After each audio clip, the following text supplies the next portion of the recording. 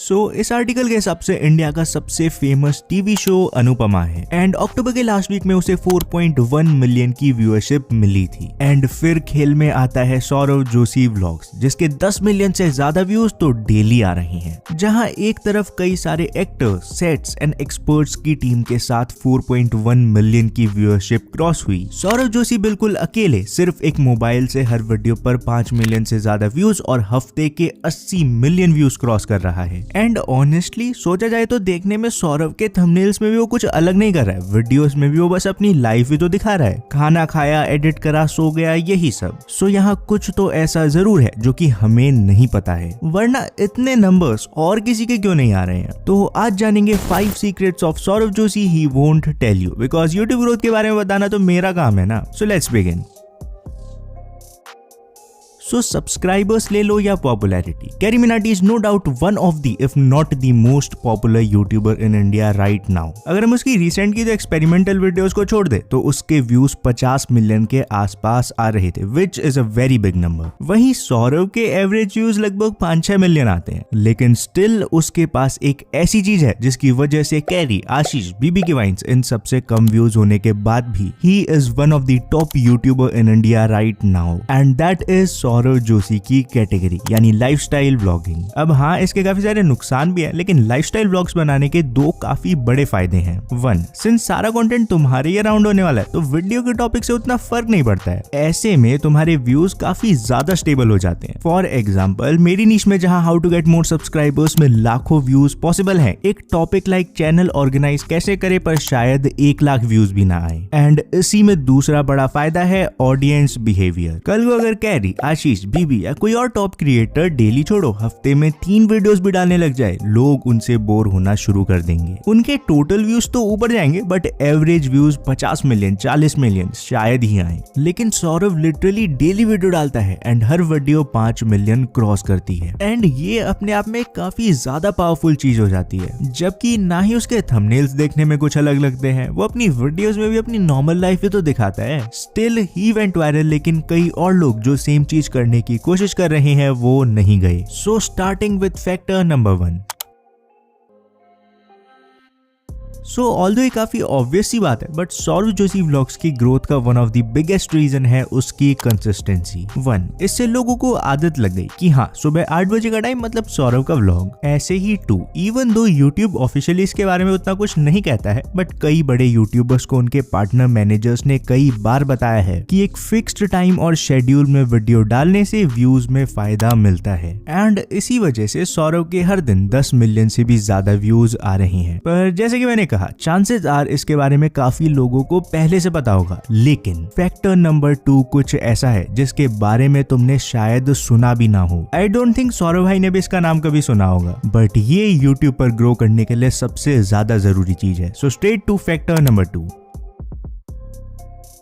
शायद 1 साल पहले की बात होगी, फ्लाइंग बीच ने अपने किसी व्लॉग में बताया था कि उनका एक व्लॉग शायद 70 आई थिंक 80% रिटेंशन क्रॉस करने वाला था। यहाँ लोगों को 50% का ऑडियंस रिटेंशन भी नहीं मिल पाता है, and he got a whopping 70% plus retention. इससे एक बात तो क्लियर है, व्लॉगिंग कैटेगरी है ही ऐसी जिसमें कोई एक बार तुम्हारी वीडियोस देखने लग जाता है, चांसेस आर वो पूरी वीडियो देखकर ही जाएगा, एंड ऐसे में ऑडियंस रिटेंशन काफी ज्यादा हाई हो जाता है। ऐसे में ऑब्वियसली सौरव का ऑडियंस रिटेंशन भी काफी हाई होगा, बट बात यहीं पर नहीं रुकती है। एक और कॉन्सेप्ट है नेम्ड वॉच टाइम सेशन। तुम सोच कर देखो, यूट्यूब क्या चाहता है कि लोग उस पर मैक्सिमम पॉसिबल टाइम स्पेंड करें। ऐसे में अगर तुम सौरव के डेली व्यूज देखोगे तो वो अराउंड 10 मिलियन आते हैं, लेकिन व्लॉग्स पर तो बस 5 मिलियन व्यूज आ रहे हैं ना, तो ये बचे हुए 5 मिलियन व्यूज कहां से आए? एंड इसके 2 सिंपल रीजन है। 1, एक तो कुछ व्लॉग्स 5 मिलियन क्रॉस करके न्यू ऑडियंस तक जा रहे हैं, बट 2, काफी सारी ऑडियंस सौरव का बस एक व्लॉग नहीं देखती है, बल्कि 1, फिर 2, फिर 3 ऐसे कई सारे व्लॉग्स देखकर एक वेब सा बना देती है। ऐसे में उसकी हर वीडियो का इंडिविजुअल वॉच टाइम तो बस 5-7 मिनट ही होगा, लेकिन कई सारी वीडियोस ऐड करने के बाद ओवरऑल वॉच सेशन काफी ज्यादा हो जाता है। Note down factor number 2, high average watch session. पर सवाल अब भी वही है कि हम अपना एवरेज वॉच सेशन कैसे बढ़ाएं? तो इसका जवाब मैं तुम्हें थोड़ी देर में बताऊंगा, एंड साथ में ये भी डिस्कस करेंगे कि अपनी नॉर्मल लाइफ दिखाने के बाद भी सौरव के इतने व्यूज क्यों आ रहे हैं। बट फिलहाल बात करते हैं कि नॉर्मल से थंबनेल्स होने के बाद भी सौरभ को डेली 10 मिलियन व्यूज कैसे मिल रहे हैं। So straight two factor number 3। ये बात तो तुम भी मानते होगी कि अभी के टाइम अगर सौरभ अपनी वीडियो पर थंबनेल लगाए ही ना तो भी उसके व्यूज आने पक्के हैं। वहीं अगर एक नया यूट्यूबर बेस्ट थंबनेल भी यूज कर ले, व्यूज आना काफी मुश्किल हो जाता है। पर क्यों? एंड इसका सिंपल सा आंसर है क्रिएटर ट्रस्ट। अगर तुम एल्ग्रो के पुराने व्यूअर हो तो तुम्हें पता होगा, मैं इसके बारे में ऑलरेडी इस वीडियो में बात कर चुका हूँ कि एक बार तुम्हारा अपनी ऑडियंस से कनेक्शन बन जाता है, टाइटल थंबनेल न्यू ऑडियंस के लिए तो काफी जरूरी होते हैं, बट एग्जिस्टिंग लोगों को उनसे उतना फर्क पड़ता नहीं है। बट सवाल ये है कि हम क्रिएटर ट्रस्ट बनाए कैसे? एंड इसका सिंपल आंसर है अपने कंटेंट में एक कंसिस्टेंसी लाओ। बेसिकली टाइटल थंबनेल कुछ भी हो, ऑडियंस को एग्जैक्टली बताए कि उन्हें सौरभ के व्लॉग्स में क्या मिलने वाला है। एंड इसी वजह से ही गेट्स 5 मिलियन व्यूज पर वीडियो रेगुलरली। लेकिन सवाल तो अब भी वही है, सौरभ नॉर्मल लाइफ ही तो दिखाता है ना यार, और फ्लाइंग बीस्ट और कई सारे दूसरे बढ़िया व्लॉगर्स भी तो यही कर रहे हैं, फिर उनके हर व्लॉग पर 5 मिलियन व्यूज क्यों नहीं आ रहे हैं? इसका काफी इंटरेस्टिंग आंसर होने वाला है। पर उससे पहले बात करते हैं सौरभ के एक मजेदार सीक्रेट नंबर 4 की।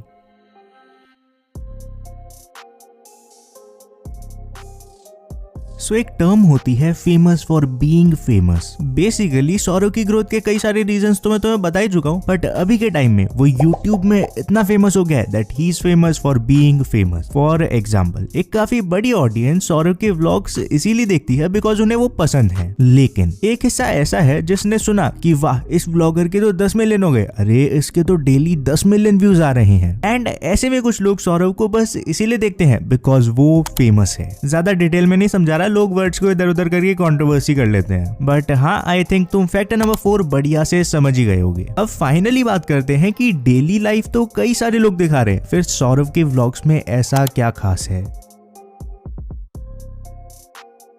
अगर तुम्हें फ्यूचर में यूट्यूब या इवन बिजनेस करना है, अभी जो मैं बताने वाला हूँ शायद तुम्हें पहले से पता हो या शायद ना पता हो, बट तुम उसको मिस करने की गलती अफोर्ड ही नहीं कर सकते हो। It is size of your target audience.